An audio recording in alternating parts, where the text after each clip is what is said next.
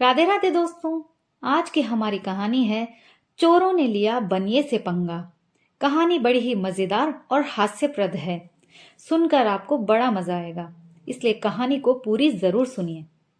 रात को खाना खाने के बाद सेठ सेठानी घर परिवार की बातें कर रहे थे। सेठ ने कहा, क्या करें लल्ला की माँ, कमाई करना तो आसान है पर धन की हिफाजत करना मुश्किल। पिछले 4 वर्षों से सख्त अकाल पड़ रहे हैं। इस बरस भी भादो ढलने को आया और अभी तक दूर दूर तक झकझोरती हुई आंधियां चल रही हैं। आषाढ़ उतरते बरसात हुई और उसके बाद अब तक एक बूंद भी न पड़ी। लोग भूखे मरते चोरियां कर रहे हैं। 2 बार तो घर में सेंध लगते लगते बची। लोग जीने के लिए 100 तरह के अच्छे बुरे काम करेंगे, पर हमें तो अपने घर की रखवाली करनी ही होगी। सचेत ना रहे तो ये धन बचा रहना दूभर है। आज खुद ब खुद ये अच्छी बात हो गई। मेरा कहा मान, इन चारों गेहूं सांपों को बाहर बिलों में नहीं छोड़ेंगे। बर्तनों में अलग अलग ढक्कन लगे भले पड़े रहें। इनको थोड़ा थोड़ा खिलाते रहेंगे, किसी दिन मौके पर काम आएंगे। सेठानी डरपोक स्वभाव की थी। बोली, भला ऐसा भी कभी होता है? धन की खातिर किसी को मौत के मुंह में धकेलना उचित है? मिनक जात की हत्या का पाप 7 जन्मों में भी नहीं उतरता। सेठ ठीक से समझाते हुए कहने लगा, हम कोई जानबूझकर तो किसी को जोखिम में डाल नहीं रहे।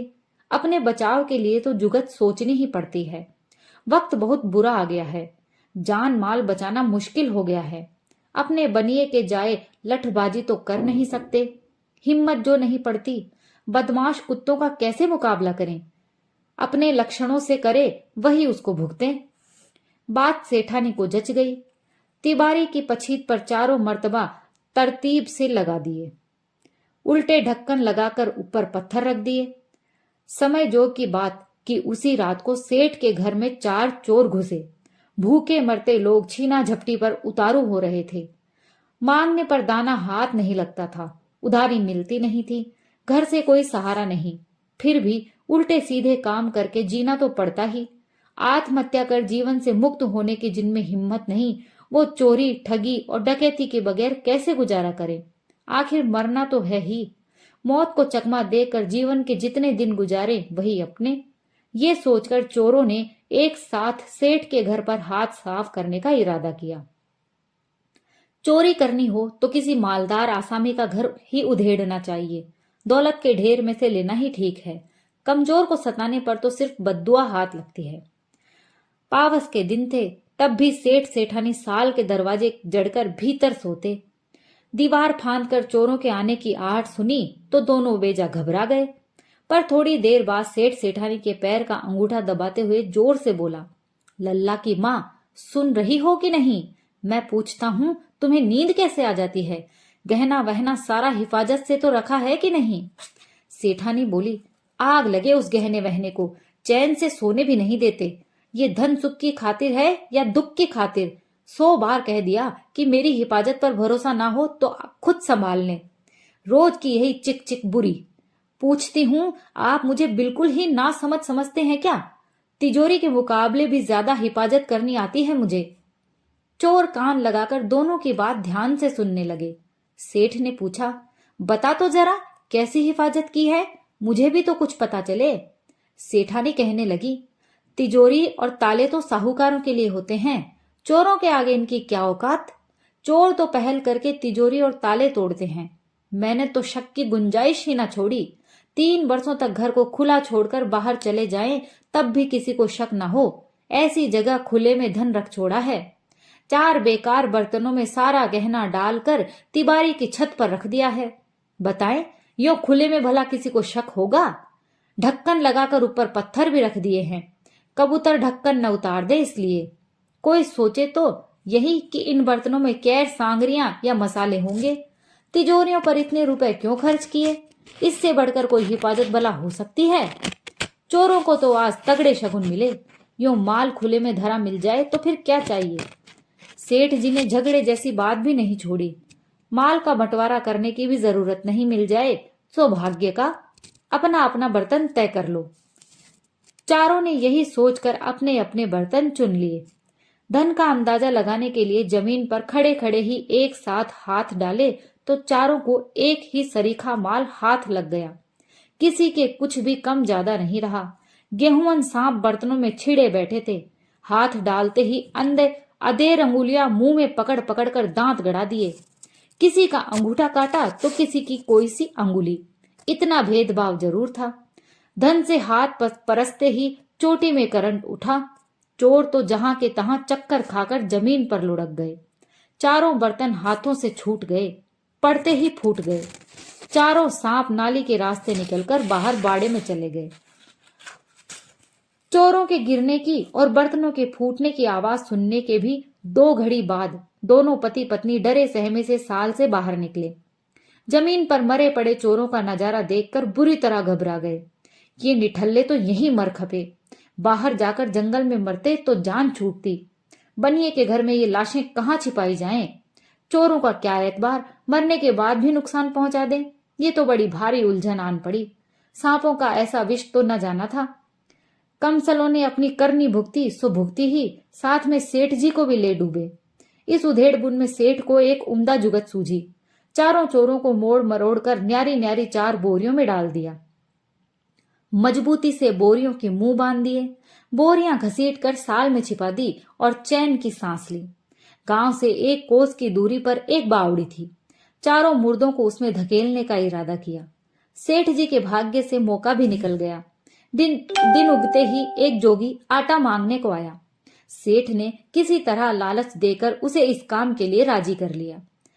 उससे सिर्फ एक मुर्दे की बात तय की। पूरे 100 रुपए में सौदा पटा। जोगी मन में बड़ा खुश हुआ कि एक मुर्दा धकेलने के 100 रुपए तो खूब मिले।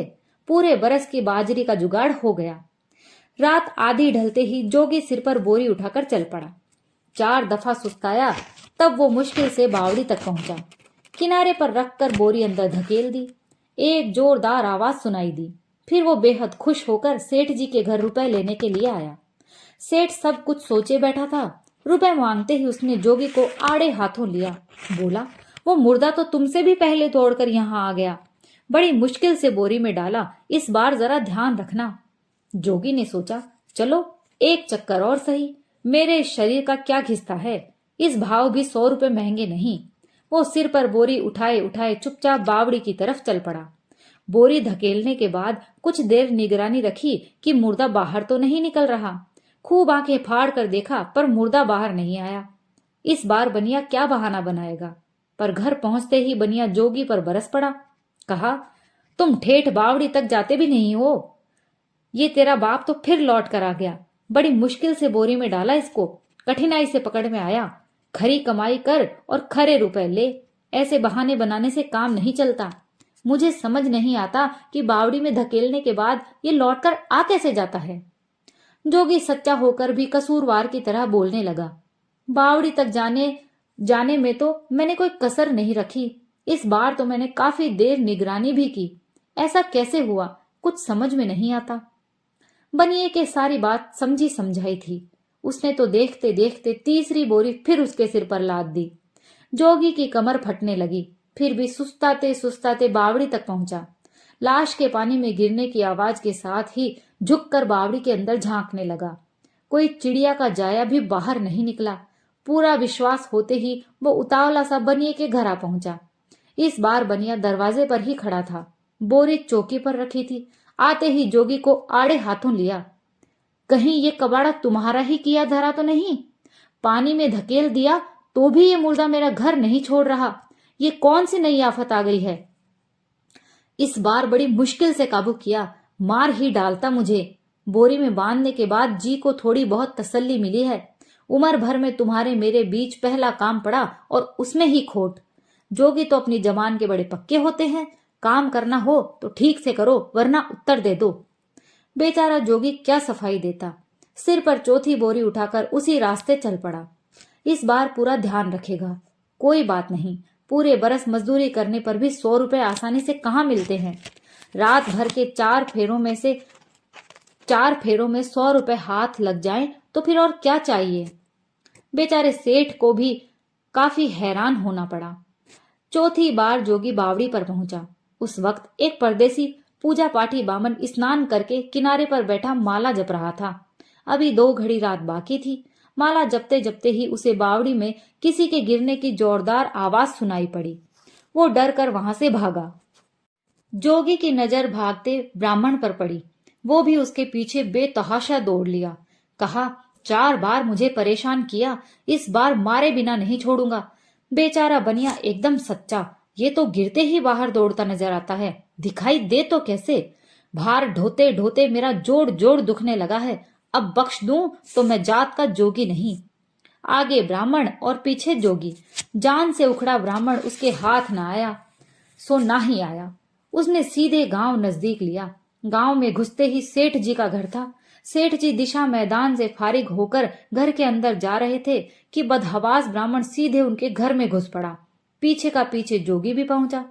सेठ जी जोगी के आने से पहले फारिग होकर सो जाना चाहते थे। दरवाजा बंद करने के बाद खटखटाए तो जोगी की अकल ठिकाने लगा दें, पर उससे पहले ये क्या माजरा हो गया। जोगी हांफते हांफते कहने लगा, आप बिल्कुल सच फरमाते थे, ये चांडाल तो गिरने के साथ ही बाहर आ जाता है, पर अब बचकर कहाँ जाएगा। ब्राह्मण ने हाथ जोड़कर कहा, कैसे भी इस दुष्ट से मेरे प्राण बचाएं। किनारे पर बैठा माला फेर रहा था कि बावड़ी के पानी में किसी के गिरने की अचेती आवाज सुनकर वहां से भागा। ये भी मेरे पीछे लपका। अब तक तो नहीं पकड़ाया, अब आपकी शरण में हूं।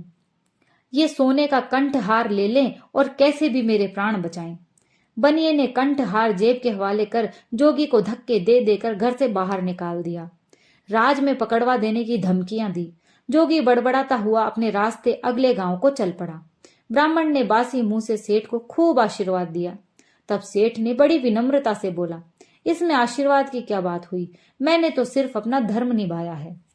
दोस्तों, ये कहानी यहीं समाप्त होती है। अगर आपको कहानी पसंद आई हो तो प्लीज लाइक शेयर कीजिए और कैसी लगी प्लीज कमेंट करके मुझे जरूर बताइए। और अगर आप मेरे चैनल पर नए हैं तो प्लीज चैनल को सब्सक्राइब कर लीजिए। मैं रोज आपके लिए ऐसी ही अच्छी कहानियां लेकर आती हूँ। कहानी सुनने के लिए आप सभी का बहुत बहुत धन्यवाद।